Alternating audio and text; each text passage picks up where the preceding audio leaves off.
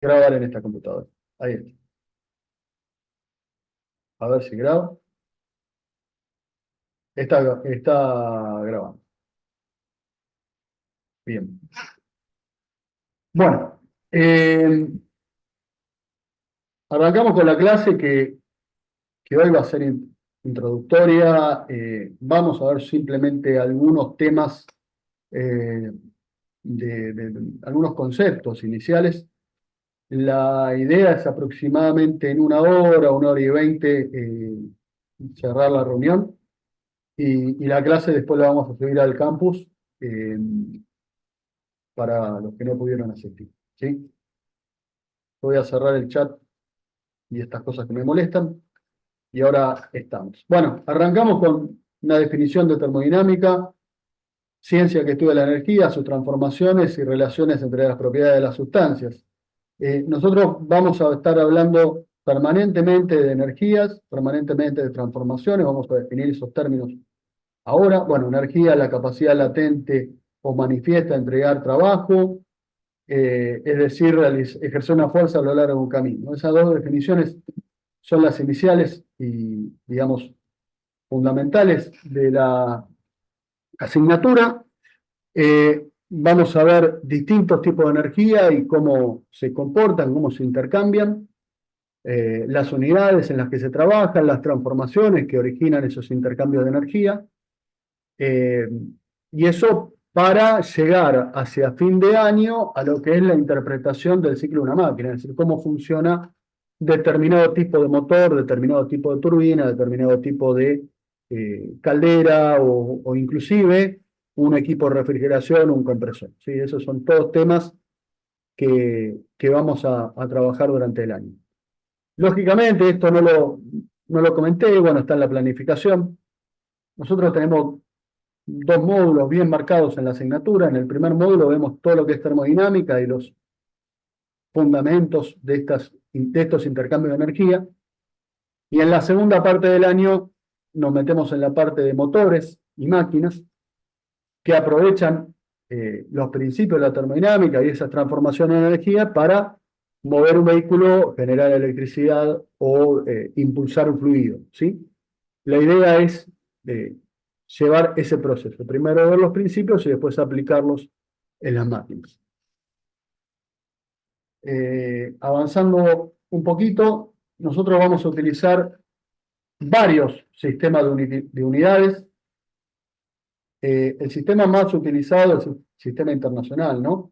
En donde las magnitudes fundamentales, las iniciales que vamos a trabajar, la longitud se mide en metros, la masa en kilogramos, el tiempo tau, porque la T la usamos para temperatura, se mide en segundos, fuerza en newton, trabajo en joules y potencia en watt. En el libro de cabecera que tenemos en la cátedra, el Facorro, el más sencillo de trabajar, utilizan el sistema técnico, en donde están estas unidades que vemos acá, longitud en metros, masa en UTM, que ahora la definimos, y aparece el kilogramo fuerza, que usualmente lo ponemos la KG de kilogramo con una rayita, un vector arriba.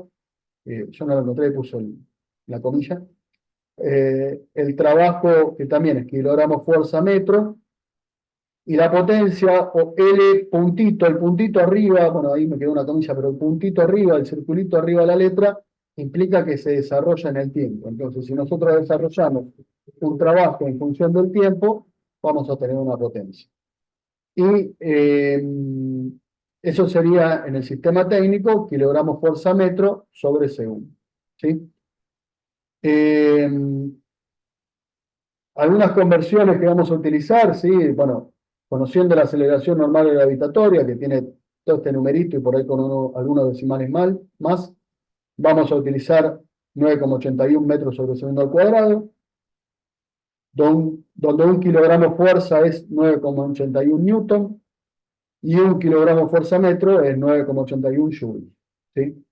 Esto es simplemente para dejarles el dato. Esta presentación también la voy a subir al campus, pero la unidad técnica de masa está dada por la masa de un cuerpo cuyo peso es igual a la aceleración de la gravedad. en el lugar en el que se encuentra, ¿no? Entonces, masa es peso sobre gravedad, con peso igual a G, la masa es 1. Y ahí estarían cómo se desarrollan la unidad, que la UT, unidad técnica de masa, sería kilogramos fuerza por segundo al cuadrado sobre metro. Eh, Eso para las unidades fundamentales. Ahora, el trabajo, aparece una unidad que es la kilocaloría, que lo vamos a utilizar muchísimo, porque muchos ejercicios, inclusive el FACORRO, están en kilocalorías, que es una unidad del sistema técnico. Se expresa como 427 kilogramos fuerza metro o 4187 joules. Eh, Acá faltaría poner 4,187 kilojoules. Y la kilocaloría tiene una correlación con una unidad del sistema británico, que es British Thermal Unit, que es 3,97 BTU, ¿sí? Es lo que se utiliza. Esta unidad nosotros no la utilizamos mucho para los ejercicios. En algunos puede estar. Si aparece en un ejercicio le damos la conversión. Inclusive muchas intercambios de unidades. Mismo si aparece una unidad rara en los exámenes, se lo damos. No es necesario tener todo ultra memorizado. Usualmente los ejercicios vienen con esas, digamos, ayudas de memoria, ¿sí? De todas formas, y esto se los digo por experiencia, si vienen llevando la materia como está propuesto y vienen haciendo los ejercicios eh, de cada trabajo práctico, seguramente en la repetición les van a quedar las unidades, los cambios de unidad, les va a quedar todo bastante grabado, bastante memorizado, no van a tener problema con eso. No son tantos parámetros tampoco, así que es fácil de llevar. Bueno, potencia, como habíamos mencionado, es trabajo sobre tiempo. Acá hay algunos factores de conversión. Un kilogramo fuerza metro sobre segundo serían 9,81 watts. Siempre el kilo sería 1000, ¿no? Kilowatt, 1000 watts. El CD, que es muy parecido al HP, ¿sí? Son dos definiciones, dos concepciones distintas. El caballo vapor y el horsepower no tienen mucha diferencia. El caballo vapor es 75,6 y el horsepower es 76,7, una cosa así. ¿Eh? ¿Coma? 1,1. Las diferencias son muy finitas y nosotros acá en la parte práctica los consideramos todos iguales. El CB también se relaciona con el watt, el 736 watts, o 0,736 kilowatts. También se podría hacer la inversa, ¿no? Nos daría este factor de acá. Y lógicamente, haciendo un pequeño pase de unidades, ¿no?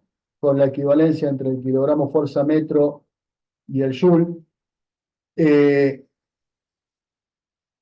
o la kilocaloría, el kilogramo fuerza metro, y pasando de segundos a horas, podemos tener la expresión de un CV en kilocalorías hora, ¿sí?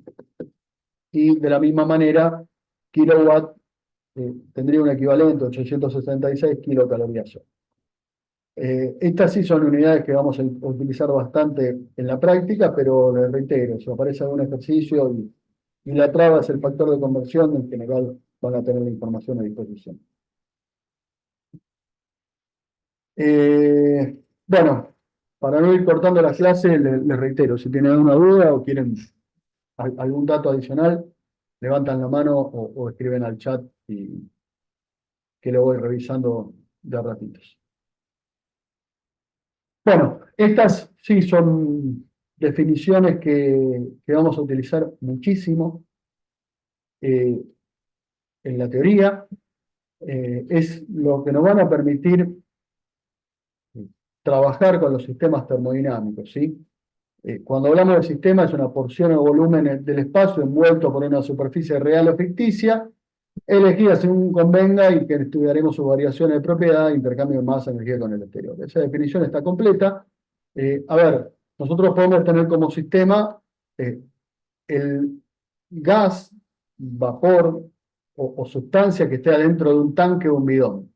Entonces ahí, lógicamente, la superficie real van a ser las paredes del tanque, las paredes del bidón, ¿sí? Inclusive un cilindro. Ahí es fácil de ver cuál es la superficie que delimita el sistema, porque vamos a estudiar solo el gas que está contenido dentro de ese recipiente. Ahora, en otro tipo de transformaciones no es tan fácil de ver, entonces tenemos que elegir determinada superficie que corta. Si yo estoy analizando el fluido que pasa por dentro de un conducto, agarro un trozo de ese conducto y digo, bueno, en este pedazo de conducto, en este metro de caño, están pasando tales cosas. Entra una porción de gas, sale la misma u otra distinta, eh, transfiere energía o calor al exterior, se genera o no se genera un trabajo, dependiendo de lo que esté ocurriendo. Entonces, esa elección del sistema nos va a permitir eh, analizar termodinámicamente lo que está pasando con esa sustancia. Lógicamente, si nosotros en algún momento cambiamos el sistema, el análisis lo tendríamos que volver a realizar, ¿no? No va a ser exactamente lo mismo. Si ahora tengo un metro más de caño, bueno, va a haber mayor superficie de disipación de energía, de transferencia de calor, y el fluido probablemente va a llegar más frío, o también mayor pérdida de carga, etcétera, que bueno, son temas relativos a lo que vamos a ir viendo durante el año. Lógicamente, medio es lo que está fuera del sistema, ¿sí? Es todo lo que rodea el sistema y tiene alguna relación con él, es decir, le entrega o le retira sustancia, entrega o retira calor, entrega o retira trabajo. Y bueno, el universo es el conjunto del sistema con su medio, ¿sí? En algunas unidades, por ejemplo, cuando lleguemos después de año, en mitad de año, lleguemos a entropía, ahí va a aparecer mucho estos tres términos, sistema, medio y universo, los vamos a trabajar y vamos a ver su interrelación. Estoy pasando de página, bárbaro. Bueno, sistemas tenemos cinco posibilidades de análisis, que son las que vamos a trabajar durante el año, ¿no? Sistema cerrado es aquel que puede intercambiar con el medio solamente calor o trabajo, pero no masa. Es esto, como les decía, un recipiente, el ejemplo sería un recipiente cerrado, una garrafa. ¿Sí? Tengo una garrafa, tiene un gas adentro, se puede enfriar, se puede calentar, puede variar la presión, puede variar su temperatura, pero no intercambia masa, asumiendo que la garrafa esté cerrada, ¿no? Que la válvula funcione correctamente, no sale gas del sistema y lógicamente el medio no le entrega ningún tipo de sustancia. Entonces ese sería un sistema cerrado. Nosotros lo usamos mucho, sobre todo en la primera parte del año, vamos a hablar del sistema cerrado. Después está el sistema abierto o circulante, que puede intercambiar masa y energía con el medio. Sería, por ejemplo, este tubo por el cual está circulando un gas y yo analizo solamente un metro de ese tubo, ¿sí? Eso también podría ser cualquier motor, el motor de un auto es un sistema abierto circulante, el motor de una turbina es el mejor ejemplo de un sistema abierto circulante, ¿sí? Una turbina de avión. Los sistemas abiertos se dividen en dos. El que tiene régimen permanente, quiere decir que la masa se mantiene constante en el tiempo, ¿sí? Y el que tiene régimen no permanente, o la masa va variando en el tiempo. En el primero, el ejemplo, de nuevo, vamos a ir al de la turbina de un avión, en donde está admitiendo, sí, si va a velocidad constante, está admitiendo determinada cantidad de aire, realiza un proceso ahí de combustión y sale ese aire por el escape de la turbina. Si estamos de nuevo a velocidad constante y no varía la velocidad del viento, etcétera, la turbina está girando a régimen constante, entonces el sistema no varía la masa en el tiempo y es un sistema permanente. En el de régimen no permanente, bueno, es un sistema que va cambiando el contenido de masa. Podemos decir, a ver, más sencillo, un globo que se desinfla. El globo está sujeto a variaciones de temperatura, pero va perdiendo masa. Si nuestro sistema era el globo, las paredes del globo la goma del globo era lo que conformaba esa superficie real, en este caso, que delimita el sistema. Bueno, mismo la superficie se va contrayendo, pero el contenido de masa va variando. Y ahí tenemos una variante de la masa en el tiempo, ¿sí? Bueno, el sistema aislado ya es algo un poco más difícil de ver, pero no intercambia ni masa ni energía con el medio, ¿sí? Tal como el universo termodinámico. Nosotros en algunas situaciones consideramos sistemas aislados para hacer pequeños análisis de una parte de nuestro proceso y de esa manera simplificarlo y poder sacar algunas conclusiones de de cómo resolver un problema de termodinámica, ¿sí? Pero en general con los que más vamos a trabajar son los sistemas cerrados y los sistemas abiertos en régimen permanente. Eso es lo que estamos trabajando en la mayoría de los ejercicios que tenemos inclusive en la guía de trabajo práctico.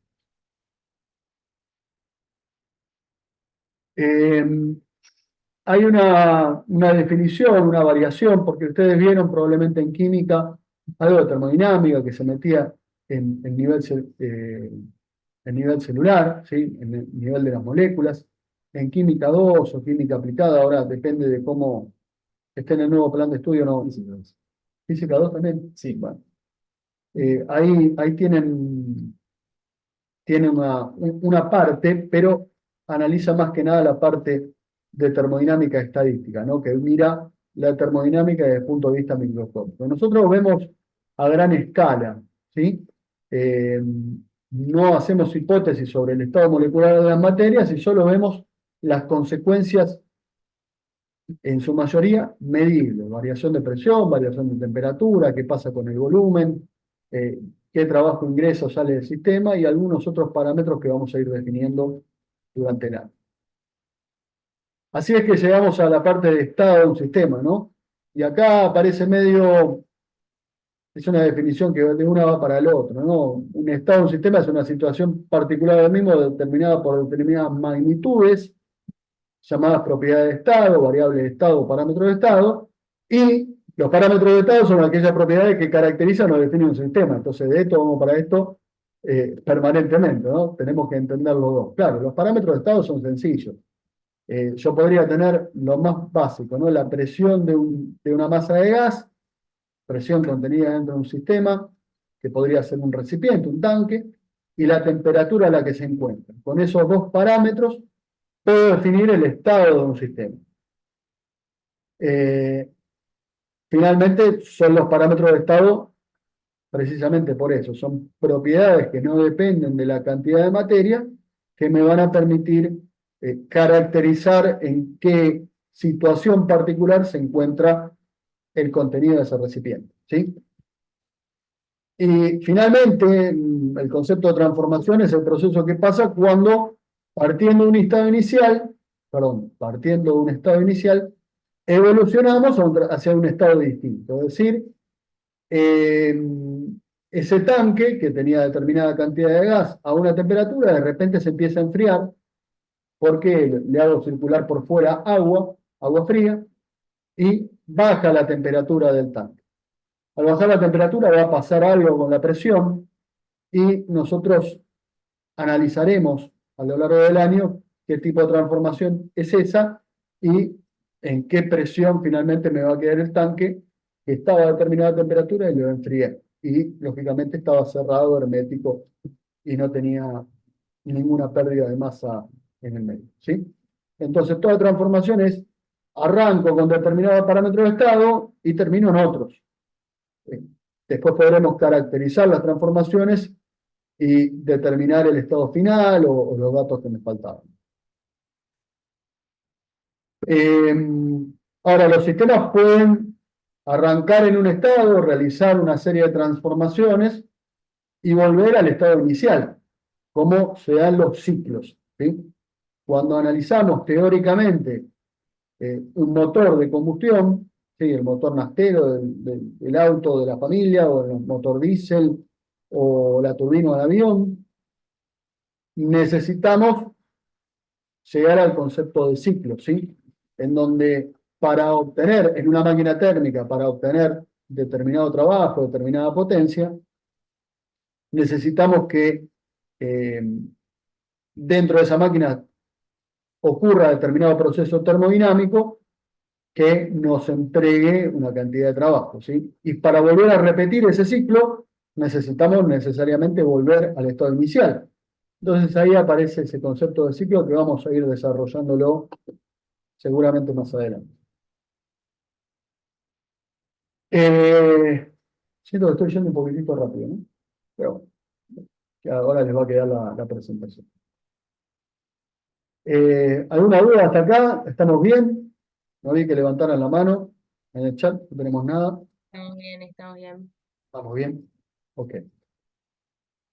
Bueno, como les decía, si la termodinámica estudia las transformaciones de energía, tenemos que definirlas, ¿no? La forma de energía, ¿no?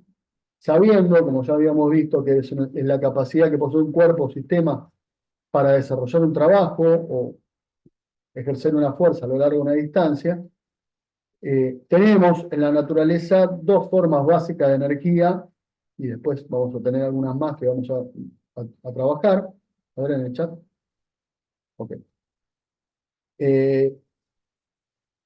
Tenemos dos formas básicas de energía. La primera es la energía potencial, que sería la energía que tienen todos los cuerpos al estar a una altura superior a la del plano de referencia, ¿sí? Un objeto que está en una mesa respecto del plano del piso va a tener una energía potencial.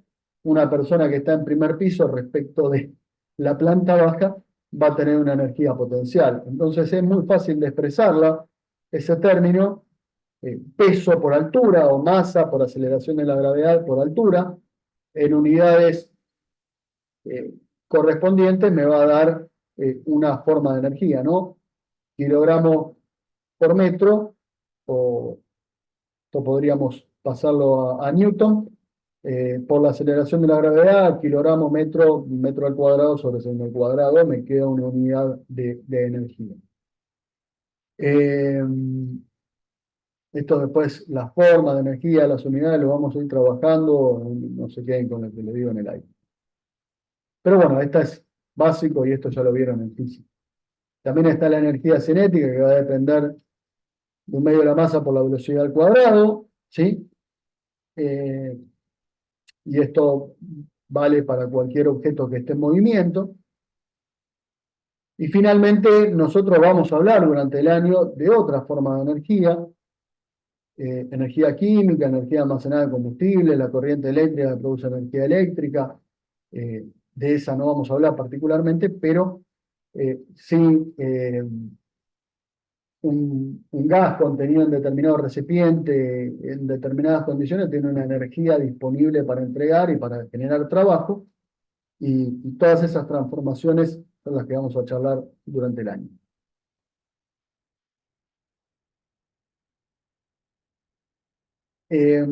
Vamos a definir un par de conceptos más y posteriormente cerramos y dejamos un espacio para consultas.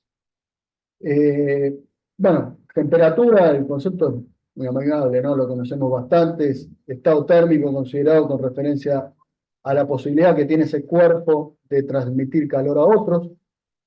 Eh, Lógicamente la temperatura la podemos medir con un termómetro, con un sensor, ¿sí? Y para representar esa temperatura o cualquiera de las variables que vamos a trabajar durante el año necesitamos de escalas, ¿sí? Las escalas se refieren a puntos fijos. Todas las escalas están definidas en función de los parámetros del agua contenida en condiciones normales de presión y temperatura, condiciones normales, perdón, de presión, que sería 1,03323 kilogramos fuerza sobre centímetro al cuadrado.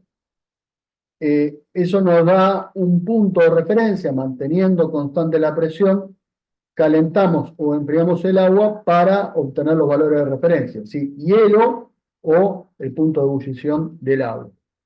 Vamos a ver más adelante en el año que si nosotros variáramos la presión, el punto de fusión o la temperatura a la cual el agua se transforma de hielo, o el hielo se transforma en agua, y el punto de ebullición, o la temperatura a la cual el agua se transforma en vapor, varían al variar la presión, ¿sí? No son constantes.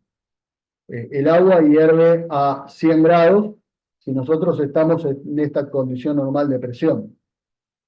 Y también se congela a 0 grados. Si nosotros variáramos la presión del ambiente o la presión en la cual está sometida el agua, van a variar esos puntos de referencia. Por eso es necesario definirlos previo a ver las escalas. Nosotros vamos a utilizar solo 2 escalas. Generalmente puede haber algún ejercicio con otra escala, pero solo en la primera parte. A ver en el chat. CNP es la condición normal de presión. Sí, en realidad es la presión atmosférica de referencia, pero no es la condición normal de la atmósfera. La atmósfera va variando mucho, tiene una amplitud muy grande de presión, que son esos hectopascales que nos mencionan en la radio a la mañana. Bueno, yo no escucho AM, pero están los datos. Condición normal de presión es un valor definido de presión que es de referencia. Y también se asocia la presión atmosférica a ese valor definido de referencia, ¿sí? No sé, Gabriel, si respondí tu pregunta o te di demasiada información. ¿Y cuál es el valor en otra unidad? Ahora vamos a pasar a la unidad de presión. Así que dame un cachito y se responde tu pregunta. Ahora tenemos en adelante un par de filminas relativas a eso. Eh, Particularmente nosotros vamos a trabajar en 2 unidades de temperatura. La primera es los grados Celsius. Todos los ejercicios básicamente van a estar planteados en grados Celsius y ustedes tendrán que trabajar en la escala de grados Kelvin, que sería la unidad absoluta de los grados Celsius. Realizo una consulta a ver si alguien se anima a responderla. ¿Qué particularidad ven en la escala Kelvin respecto a las otras escalas que están viendo en pantalla? ¿Alguien que se anime, aunque sea por el chat? Positiva. ¿Qué cosa sería positiva? No por abajo del cero no hay, que hay solo desde el cero absoluto para arriba. Claro, la escala absoluta en grados Kelvin, perdón, es una escala Kelvin, porque los grados Kelvin ya no se habla más de grados No se Kelvin. habla de grados. En la escala Kelvin no hay valores negativos, ¿sí? Eso es algo que tienen que tener en cuenta. No vamos a tener temperaturas negativas en la escala Kelvin, sí en grados centígrados. Bueno, ok, ahí está. Gracias, Sergio. Nosotros vamos a utilizar las 2 escalas, la Celsius y la Fahrenheit. Perdón, la Celsius y la Kelvin. El 0 Kelvin después lo vamos a definir, es el 0 digamos, que define la muerte termodinámica. Ahí cuando estamos en esa situación, no habría más teóricamente, yendo para otro lado, ¿no? Y tratando de formular el concepto, las moléculas, en vez de agitarse, como lo hacen en cualquier sustancia, permanecerían quietas, ¿no? Y no tendríamos más posibilidad de retirar energía de esas moléculas, ¿sí? Siempre que estemos en la escala Celsius y estemos a 0 grados, podemos seguir enfriando esa agua. ¿Hasta dónde? Bueno, hasta el 0 Kelvin. Entonces aparece esta escala Celsius, que es una escala relativa, y la escala Kelvin, que es una escala absoluta. Aparece la escala Fahrenheit con su absoluta, que es la Rankine. Y aparece otra escala, que esta es medio muerta, es francesa, Renoir. Hay muy poco uso de esta escala, más allá de algún francés que haya escrito un libro y la haya utilizado para sus anotaciones. Pero en general, en el sistema internacional vamos a utilizar grados Celsius, en el sistema británico Fahrenheit o Rankine, y bueno, nosotros nos vamos a quedar en ese nombre, ¿sí? Para todo lo que sean transformaciones de gases, vamos a ver que vamos a estar obligados a utilizar la escala Kelvin, ¿sí? Esto lo vamos a aclarar muchas veces durante mucho tiempo, porque solo algunas cosas las podemos representar y hacer cuentas basados en la escala Celsius. Todo el resto es lo primero que tenemos que hacer cuando tenemos un dato de temperatura es chequear que esté en Kelvin o pasarlo a Kelvin, que sería Celsius más 273,15. Eso va a estar, es bastante sencillo, ¿sí? Ahí aparecen algunos pasajes de unidades, ¿sí? En primer lugar, aclaramos que siempre vamos a usar T minúscula para la escala relativa o la centígrada y la T mayúscula para la escala absoluta o la Kelvin, ¿sí? Esa es una facilidad que tenemos al expresar la temperatura en un sistema o en el otro. La relativa del sistema británico sería la Fahrenheit, la absoluta del sistema británico, la Rankine. Y hay una conversión de escalas que está dada acá, ¿no? Para pasar de Fahrenheit, de centígrados, perdón, a Fahrenheit, primero multiplicamos por 9 quintos y después sumamos 32. Y si tengo la temperatura en grados Fahrenheit y la quiero pasar a centígrados, le resto 32 y la multiplico por 5/9. Es bastante sencillo. Nosotros en general no trabajamos mucho con la escala Fahrenheit en los ejercicios. Por ahí hay algunos en las primeras unidades, solo para habituarnos al pasaje, y después trabajamos o bien en centígrados o bien en Kelvin, con los valores, los datos, la especialidad para resolver.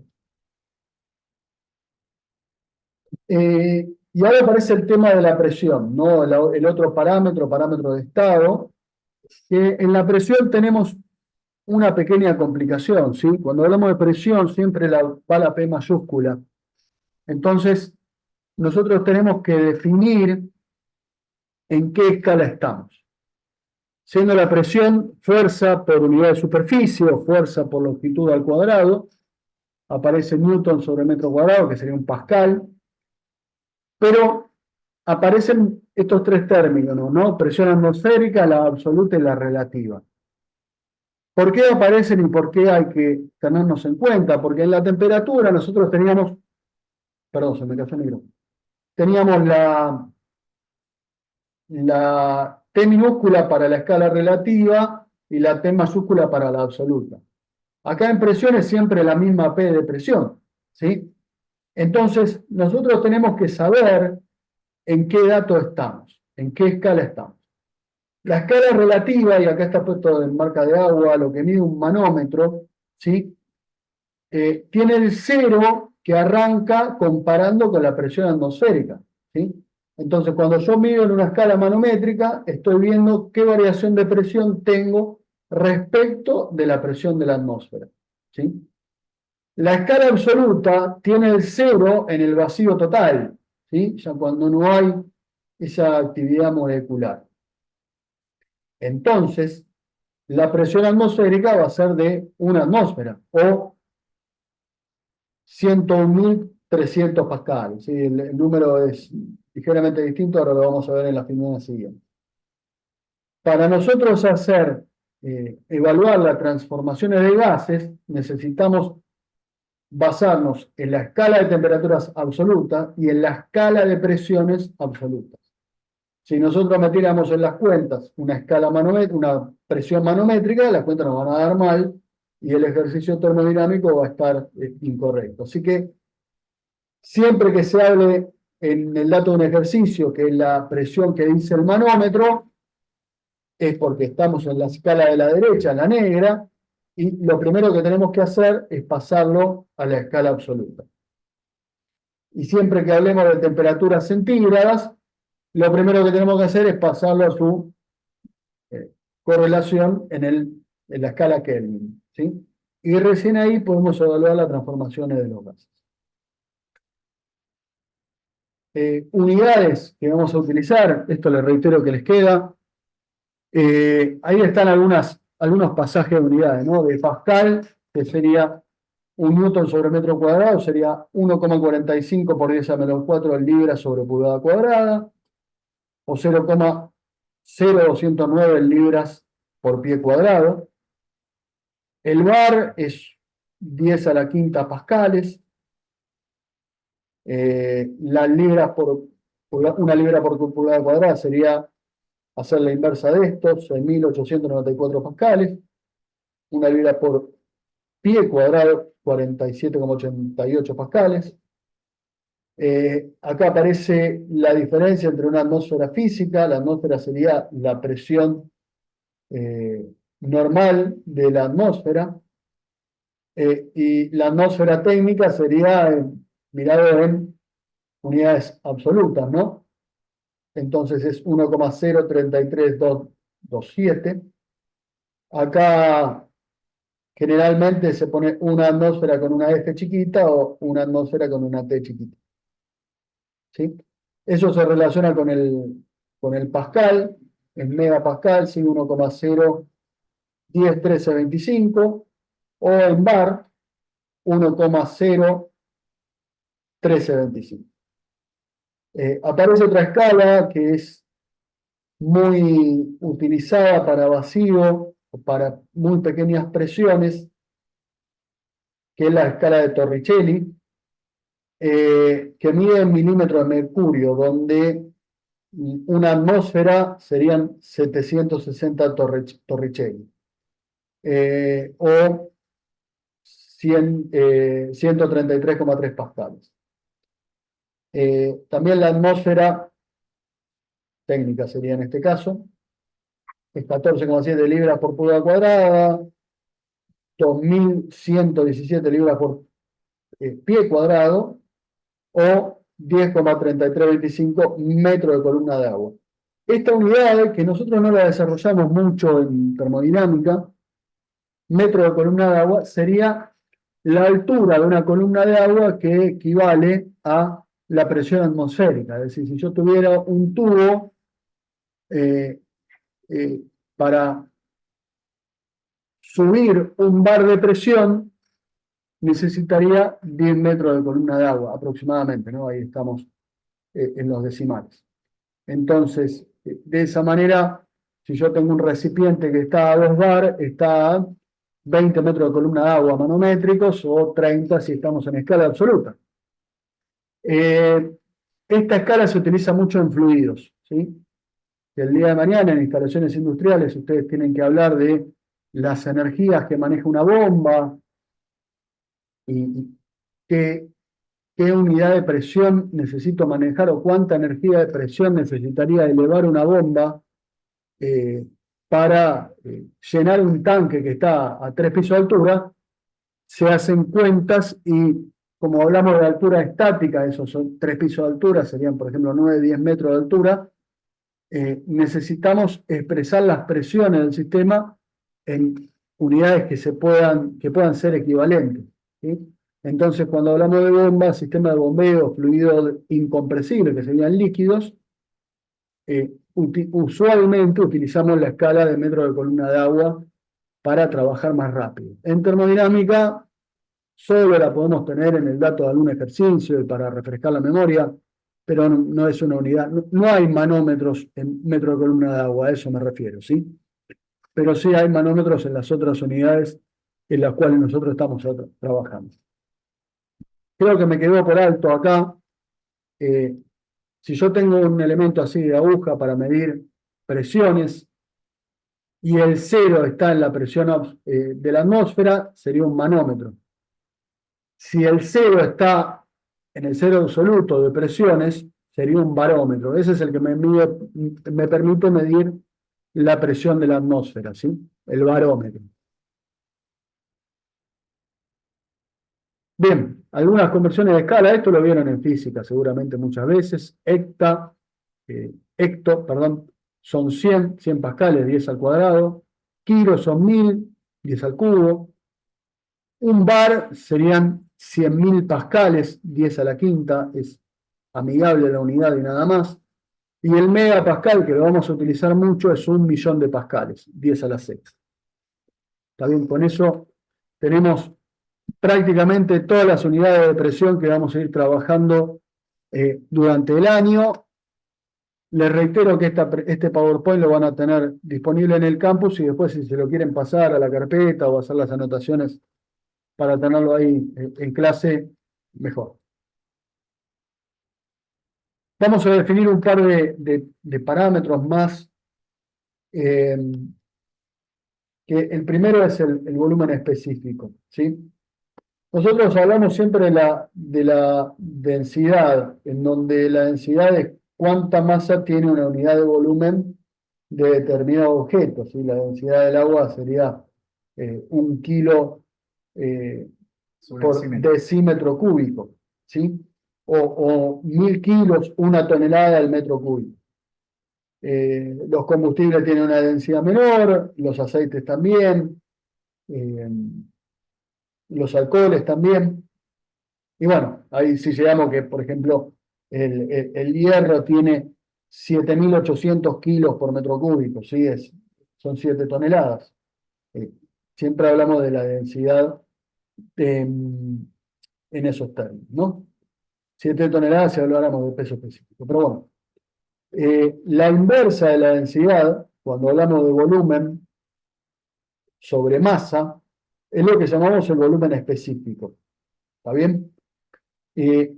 Cuando nosotros hablamos de la densidad, depende de la cantidad de materia. Cuando hablamos de volumen específico, si tenemos 1 kilo de esa sustancia, estamos hablando del volumen que ocupa 1 kilo de esa sustancia, ¿sí? Y si en el sistema hubiera más sustancia, pero nosotros nos referimos al volumen específico que hay en ese sistema, estamos evaluando la cantidad de masa por kilo de ese gas, por ejemplo. Entonces, el volumen específico no depende de la cantidad de materia, y ahí entran esos parámetros, que después lo vamos a definir, que nos permiten definir un sistema, ¿sí? El otro concepto que estábamos hablando recién, de tantas toneladas de un cubo de hierro, sería el de peso específico, ¿no? En donde es peso por la unidad de volumen. El peso específico del agua sería 1 tonelada por metro cúbico, el peso específico del hierro sería 7,8 toneladas por metro cúbico, el aluminio 3,6, si mal no recuerdo, el titanio 3,2, etc. Pero bueno, este término de volumen específico en las transformaciones termodinámicas lo vamos a utilizar todo el año de manera intensiva, ¿sí? Finalmente llegamos a la última definición que vamos a ver hoy. Ya cerramos la clase con esto y con las dudas que tengan. Vamos a definir el calor, ¿no? El calor es una forma de energía que solo se manifiesta durante intercambio de energía. Ahí, como dicho de otra manera, el calor es una transferencia de energía de una parte de un cuerpo a otro, entre diferentes fluidos o entre diferentes cuerpos, y siempre fluye de la zona de mayor temperatura a la de menor. Esto es importante. Un cuerpo no tiene calor. Nosotros referimos que tenemos calor un día de verano porque es una cuestión de lenguaje, ¿no? Los cuerpos no pueden almacenar calor, almacenan otro tipo de energía que después lo vamos a ver, o otro tipo de parámetros que después lo vamos a ver. Pero el calor solo se da en transferencia, ¿sí? Si yo vengo con un auto, piso el freno, se calientan los frenos y los frenos se van a ventilar y se va a disipar esa energía al medio. Se generó calor por efecto de rozamiento para calentar el sistema de freno y después se disipó el calor al medio porque el disco de freno o la campana habían quedado a mayor temperatura que el ambiente, entonces se disipa ese calor. Pero el calor solo se manifiesta cuando estamos transfiriéndolo, ¿sí? Cuando se da una situación de que hay un cuerpo que está más caliente, una sustancia, las paredes del cilindro o cualquier tipo de fluido, y hay otro de referencia al medio o el que va a recibir ese calor, que está a otra temperatura. Entonces el calor es esa energía que solo se da en la transferencia. Haciendo un poquito de historia, en 1773 se hablaba de que el calor era un fluido sutil, un fluido sin masa, una materia invisible que le llamaban calórico, y después aparecieron ya 25 años después un tal Thomson que dijo que no, mirá, me parece que no tiene masa, es una forma de energía en tránsito, y más tarde, 50 años después, apareció un tal Joule que dijo, no, pará, muchachos, esto es una forma de energía eh, y puede causar cambios en el estado de un cuerpo. ¿Sí? No tiene masa, no está compuesto por ninguna sustancia adicional ni invisible, sino que es una forma de energía. Y después vamos a ver, eh, ahí aparece la constante del calor, esa A que no, vamos a referirnos más adelante, que aparece en el facorro, que es la equivalente entre el trabajo mecánico y el calor. Que lo teníamos en una de las primeras turbinas, donde era 427 kilogramos por hora. kilogramos fuerza por Metro. metro, una kilocaloría. Bueno, hasta acá la primera clase, la introducción. Por supuesto que ya estamos en tiempo de recibir consultas. Usualmente la materia tiene no la dificultad, pero sí es habitual que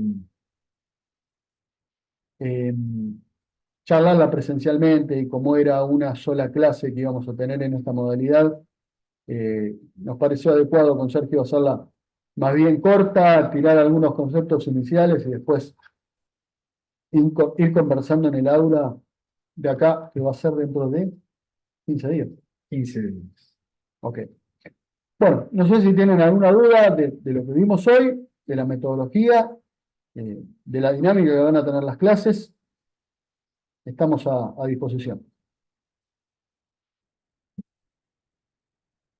A ver, para que estén en el chat. Tengan en cuenta que nosotros todos los conceptos que se han dado el día de hoy los vamos a ir repasando. Nosotros sabemos que la virtualidad es una forma muy complicada de transponer una clase y bueno, sepan que todo esto que acabamos de ver el día de hoy lo vamos a estar repasando a la siguiente clase y a cada clase. Sí, Gabriel, la clase que viene el miércoles 3, no es la clase que viene, el miércoles que viene, el 3 de mayo, es fecha de final. Fíjense, si tienen algún pendiente eh, que, para dar algo, aprovechenlo. Y después el 3 de mayo, que no nos cae miércoles, también hay fecha de final. Bueno, ahí está bueno la iniciativa, Leandro. Súmense al grupo de Termo para estar comunicados entre ustedes. Por motivos lógicos no vamos a participar nosotros. Sí, nosotros nos vamos a comunicar por el campus virtual, cualquier cosa cualquier novedad, perdón, que subamos algún documento o modifiquemos algo, les va a caer una notificación. Así que, y también lo van a ver cuando ingresen. Bueno, quedamos ahora sí. Profe, esta presentación la van a subir, ¿no? Al campus. Sí, ahora terminamos la reunión y subo la presentación, y también subo a Dale, la buenísimo. clase y la cuelgo ahí para que esté disponible.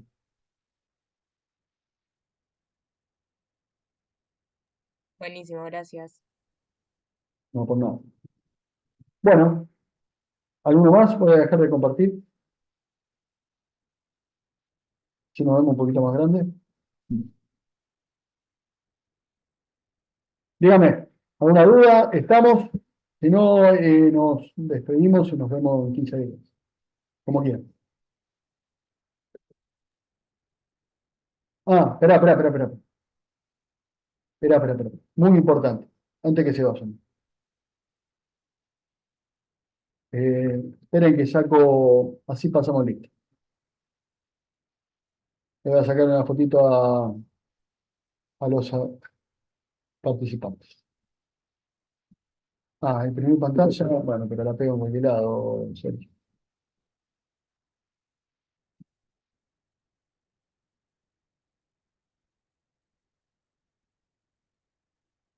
Eh, Ahí hay otra consulta en el chat, creo, a ver.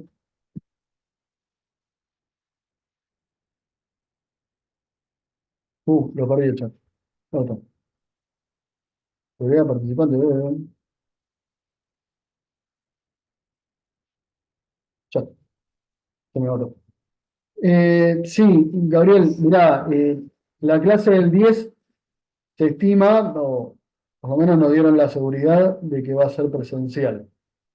Eh, las obras iban a empezar hace 15 días, ese martes que se llovió todo y que terminamos todos inundados. Se va a hacer una primera obra de reparación para que toda la facultad esté habilitada y que no nos llueva en la cabeza. Y posteriormente se va a empezar a trabajar en una segunda etapa que es para recomponer el techo y tener toda la facultad bien en condiciones como estaba. Dios quiera lo podamos hacer. Pero se estima que sí, las obras de reparación inmediatas, hoy se estuvo trabajando, ya me mandaron un video, alguna foto. Las obras de reparación inmediata van a ser en esta semana y en la que viene, de manera tal de que la semana del 8 y nuestra clase va a ser el 10, se pueda asistir a clase. Salvo que se vuelva a venir el mundo abajo en una lluvia terrible o lo que sea, ¿no? Pero bueno, la idea es esa, vernos presencialmente. No sé si hay alguna otra duda, consulta. Si no, cerramos acá. Yo voy a dejar de grabar. Mira, me olvidé.